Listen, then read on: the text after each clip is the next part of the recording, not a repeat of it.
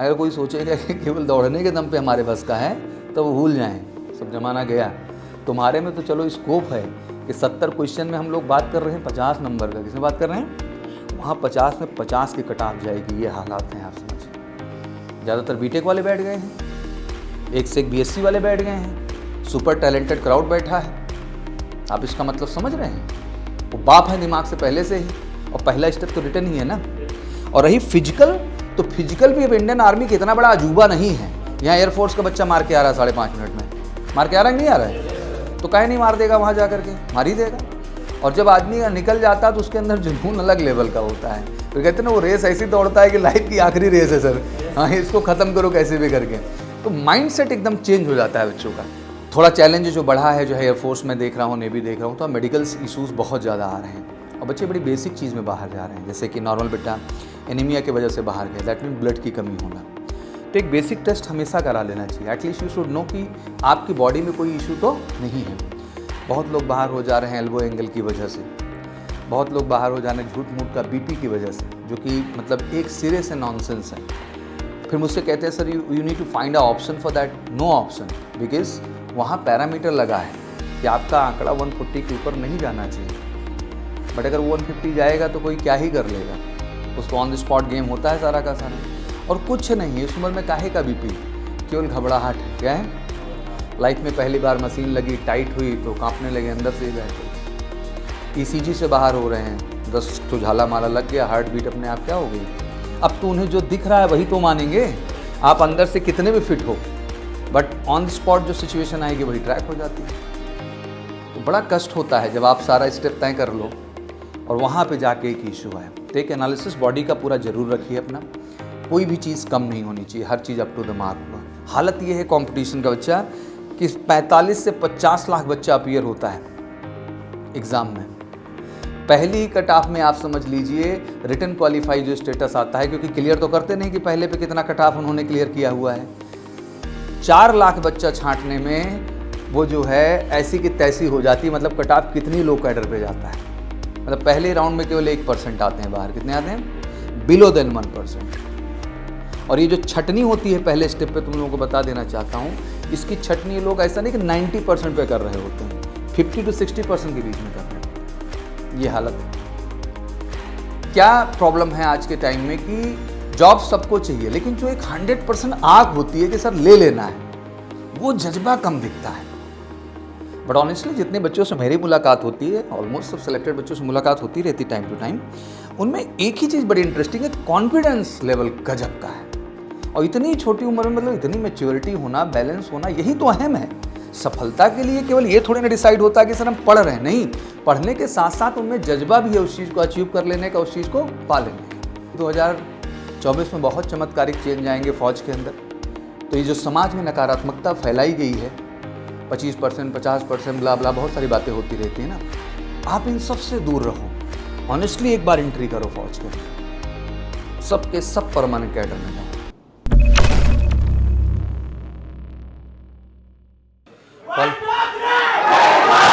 बैठ, प्लीज बैठ। कैसी चल रही है आप लोगों की पढ़ाई लिखाई? बढ़िया। ऐसा स्कोर लाना कि डाउट ना रहे। हाँ, जैसे बच्चों से जब मुलाकात होती है तो इवन फाइनल सिलेक्शन हो जाता है, ग्रीन कार्ड मिल जाता है, सारी चीज़ें हो जाती हैं, उसके बावजूद भी फेस पे एक अजीब सा क्या दिखता है? डर। खुशी तब दिखती है जब एनरोलमेंट आता है। क्या आता है? तब तक खुशी नहीं दिखती है, तब तक डर ही व्याप्त रहता है, बिकॉज स्कोर का डाउट रहता है। तो लक्ष्य ये होना चाहिए कि एटलीस्ट एक्स में आपका 50, इससे नीचे मारना नहीं है। और ये कोई बहुत बड़ा टारगेट नहीं है। अगर आप ईमानदारी के साथ लक्ष्य बनाए कि हाँ 25 क्वेश्चन में एटलीस्ट हमको 17 to 18 क्वेश्चंस क्या करने हैं बच्चा? अटेम्प्ट करने हैं। मतलब उसमें आप ईमानदारी से टाइम दीजिए उतने क्वेश्चंस के लिए। 7-8 क्वेश्चंस को मैं वैल्यू ही नहीं दे रहा। सेम चीज़ लागू होती है आपके मैथ में और फिजिक्स में। और इंग्लिश में ठान के चलो कि हाँ 15 to 16 हमें क्या करना है?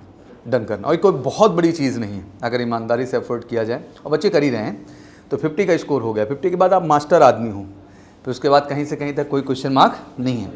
थोड़ा चैलेंज जो बढ़ा है, जो है एयरफोर्स में देख रहा हूँ, नेवी देख रहा हूँ, तो मेडिकल इशूज़ बहुत ज़्यादा आ रहे हैं और बच्चे बड़ी बेसिक चीज़ में बाहर जा रहे हैं, जैसे कि नॉर्मल बेटा एनीमिया की वजह से बाहर गए, दैट मीन ब्लड की कमी होना। तो एक बेसिक टेस्ट हमेशा करा लेना चाहिए, एटलीस्ट यू शुड नो कि आपकी बॉडी में कोई इशू तो नहीं है। बहुत लोग बाहर हो जा रहे हैं एल्बो एंगल की वजह से, बहुत लोग बाहर हो जा रहे हैं झूठ मूठ का बीपी की वजह से, जो कि मतलब एक सिरे से नॉनसेंस है। फिर मुझसे कहते हैं sir you need to find a option for that. No option, because वहाँ पैरामीटर लगा है कि आपका आंकड़ा 140 के ऊपर नहीं जाना चाहिए। बट अगर 150 जाएगा तो कोई क्या ही कर लेगा, उस तो ऑन द स्पॉट गेम होता है सारा का सारा। और कुछ नहीं है इस उम्र में काहे का बीपी, केवल घबराहट है। क्या है? लाइफ में पहली बार मशीन लगी, टाइट हुई तो कांपने लगे अंदर से ही बैठ करके। ईसीजी से बाहर हो रहे हैं, 10 ठो झाला माला लग गया, हार्ट बीट अपने आप क्या हो गई। अब तो उन्हें जो दिख रहा है वही तो मानेंगे, आप अंदर से कितने भी फिट हो, बट ऑन द स्पॉट जो सिचुएशन आएगी वही ट्रैक हो जाती है। तो बड़ा कष्ट होता है जब आप सारा स्टेप तय कर लो और वहाँ पे जाके एक इशू आए। तो एक एनालिसिस बॉडी का पूरा जरूर रखिए अपना, कोई भी चीज़ कम नहीं होनी चाहिए, हर चीज़ अप टू द मार्क हुआ। यूरिन टेस्ट हो रहा है उसमें इशू आ रहे हैं, एक्सरे नहीं हुआ है, कितने बॉडी मसल स्ट्रक्चर में इशूज़ हैं, मान लो चेस्ट ही है, कोई भी डिफॉर्मिटी हो सकती है, कहीं फूला पचका कुछ भी हो सकता है। इन दैट केस बहुत ज़रूरी होता है कि उसकी बहुत सारी एक्सरसाइजेज हैं, अगर अभी से आप उसको क्योर करना स्टार्ट कर दीजिए बच्चा, तो तब तक आपको कोई दिक्कत नहीं आएगी। मतलब कहते हैं ना कि किसी भी समस्या में जाने से पहले, अब क्या हम समस्या में जाके ही रियलाइज़ करेंगे कि ये समस्या है हमें, अगर उससे पहले हमारे पास ऑप्शंस हैं तो हमें वो चीज़ क्या कर लेना चाहिए बच्चा, ओके, जिससे ये भी एक मेंटल स्ट्रेस आपके दिमाग से क्या हो जाए, हट जाए। इसमें कोई बुराई नहीं, एक बार वैसे भी सबको मेडिकल चेकअप कराना ही चाहिए। अभी बहुत सारे बच्चे नेवी में गए हैं, झटका खाएँ तगड़ा वाला। अब नेवी का पूरा प्रोसेस ही समझ लो सिलेक्शन का भी बदल गया है। अभी वैकेंसीज़ को लेकर मैं बात नहीं कर पा रहा हूँ, बिकॉज अभी जो ये नोटिफिकेशन आइडेंटिफाई किए हैं इसमें इन्होंने इंटेक 2/2023 1/2024 दोनों ही इंटेक को एक्सपोज किया हुआ है कि हम दोनों इससे फिल करेंगे। तो नेक्स्ट वैकेंसी कब होगी, तभी इंडियन नेवी की तरफ से कोई अपडेट नहीं है, जैसे आता है मैं उसको क्या करता हूँ, अपडेट करता हूँ। तो बेसिकली अब नेवी भी सोचो ज्वाइंट वैकेंसी मार रही है। अब जितने बच्चे इस बार नेवी में बैठे हैं और फेस टू क्लियर कर लिया, ज़्यादा से ज़्यादा श्योर शॉर्ट हो जाएंगे।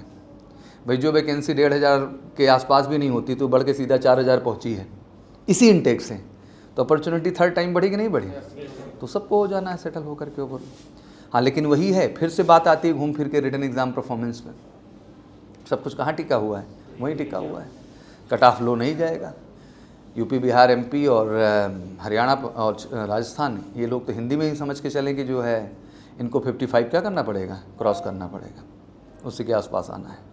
हालत ये है कंपटीशन का बच्चा कि 45 से 50 लाख बच्चा अपीयर होता है एग्ज़ाम में।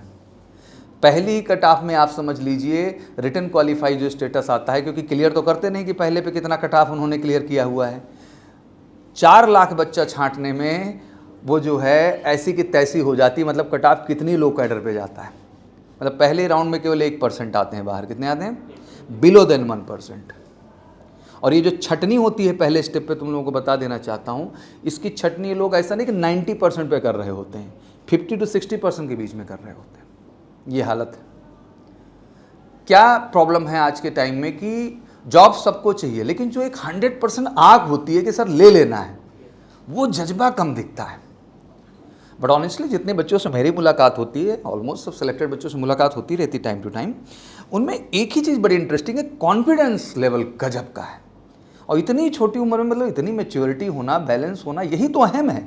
सफलता के लिए केवल ये थोड़ी ना डिसाइड होता है कि सर हम पढ़ रहे हैं, नहीं, पढ़ने के साथ साथ उनमें जज्बा भी है उस चीज़ को अचीव कर लेने का, उस चीज़ को पा लेने का। ये बहुत बड़ी चीज़ होती है।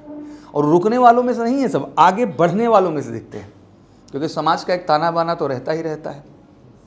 But luckily you need to feel proud about it कि 2024 में बहुत चमत्कारिक चेंज आएंगे फौज के अंदर। तो ये जो समाज में नकारात्मकता फैलाई गई है, 25%, 50%, ब्ला ब्ला, बहुत सारी बातें होती रहती है ना, आप इन सब से दूर रहो। ऑनेस्टली एक बार एंट्री करो फौज के अंदर, सब के सब परमानेंट कैडर में जाओगे। इसका ऑनेस्ट एनालिसिस इसलिए मैं बच्चा आपको देता हूँ, पिछले 2 साल से वैकेंसी नहीं आई ड्यू टू कोरोना, वो लफड़ा चलता रहा है। इवन जो बच्चे फाइनल हुए वो भी तो नहीं अंदर गए, तो 2 साल पूरा गैप गया। फिर जब वैकेंसी आना शुरू हुई तो आपको भी अच्छे ढंग से पता है कि पहले वैकेंसी बेटा 6500 से लेकर 7000 आती थी, आधी ही तो किए सीधा। अब आप मुझे ये कहते हैं कि 4 साल बाद इसमें से भी जो है 100 बच्चे या 200-400 बच्चे फौज में बचेंगे, बाकी को बाहर नहीं। तो फौज चलेगी किसके दम पे, बचेगा कौन, कोई रह ही नहीं जाएगा। तो ये जो इमेजिनेशन है ना फालतू वाली, ठीक है प्रोसेस इन्होंने अच्छा बना लिया है, ठीक है ट्रेनिंग शेड्यूल को रिड्यूस करने की बात बहुत दिन से चल रही थी, बट ट्रेनिंग शेड्यूल जो रिडक्शन था इसके भी कॉन्सेप्ट अलग थे। जैसे कहा गया थ्योरम में जो बात हुई कि सर पहले क्या था कि 28 महीने चल जाती थी ट्रेनिंग एयरफोर्स एक्स की बच्चा, तो ऑलमोस्ट आप 2.5 साल मानिए, और 22 महीने के आसपास बच्चा चलता है वाई ग्रुप की ट्रेनिंग, ठीक है ना। तो क्या था कि बड़ा लंबा प्रोसेस था, तो इन्होंने कहा कि ट्रेनिंग को थोड़ा शॉर्ट किया जाए, बच्चों को वर्किंग सिनेरियो में लाते हैं। किस में लाते हैं? They will learn more better, ये ज़्यादा अच्छा सीख पाएंगे। कहते हैं कि आप किसी को युद्ध जो है बैठ करके कंप्यूटर पे सिखाते रहो दिन भर 6 महीना, और बजाय उसको 2 महीने के बाद उतार दो मैदान में, अपने आप क्या हो जाएगा।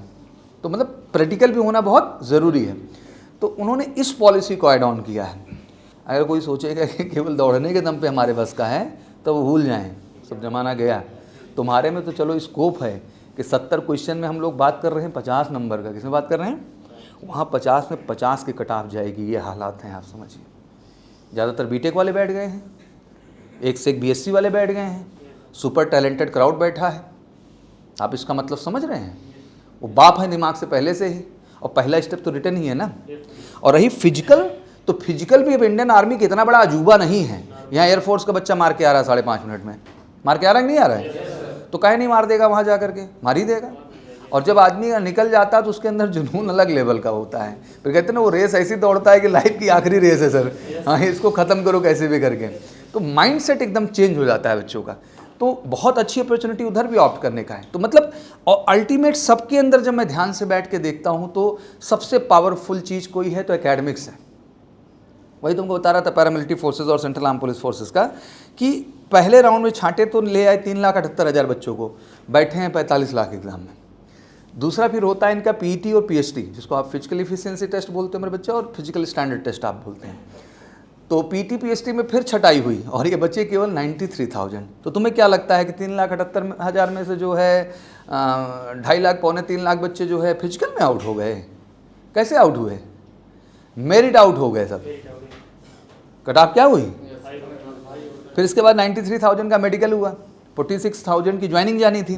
तो आपको क्या लगता है कि 93,000 46 बाकी 46 बच्चे जो थे 1000 वो बच्चे मेडिकल आउट हो गए? नहीं, फिर मेरिट आउट हो गए। तो अल्टीमेट मेरिट ही क्या होती जा रही है? हाँ, मरती चली जा रही है, ये स्थिति है। तो अब पॉइंट ये आ रहा था ओवरऑल कि सबसे अहम चीज़ इस समय स्टडी में हमारे पास यही कि एकेडमिक्स का फोकस जितना स्ट्रांगली आप बढ़ा सकते हैं इस समय। अभी बहुत ज़्यादा मैं फिजिकल के लिए भी जोर नहीं डालूंगा, क्योंकि अभी बेटा 13 से एग्जाम है, तो पहले उस पर आप लोग क्या कर लीजिए, बेहतर कर लीजिए। अगर वहाँ बेहतर नहीं होगा तो चीज़ें क्या हो जाएंगी। और कहते हैं कि जब ये स्कोर डाउन जाता है तो आगे के जितने भी स्टेप होंगे आपका मोरल अपने आप क्या हो जाता है, क्योंकि एक रिस्क चलता है और बहुत डर लगता है। मतलब बच्चों के फेस पे जब मैं मिलता हूँ तो चीज़ तो दिखती है ना मुझे कि सर कर तो सब लिए हैं, लेकिन अभी भी अंदर क्या व्याप्त चल रहा है, मेरे को डर चल रहा है।